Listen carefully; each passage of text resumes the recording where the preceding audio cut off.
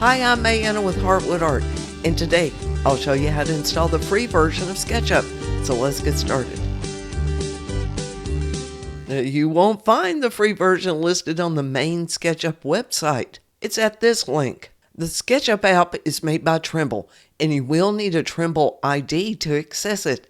Now, this is how their homepage appeared at the time of the recording. It may look different for you. To begin, click the Start Modeling button. You'll be taken to the Trimble ID page. Now, if you're new to SketchUp, create a Trimble ID account, or if you already have an account, sign in. You may see several pop-up screens that ask you to agree to the terms of service or such.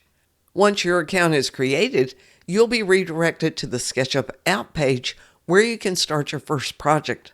Now, the next time you want to access SketchUp, go to the app's link. Okay, that's it.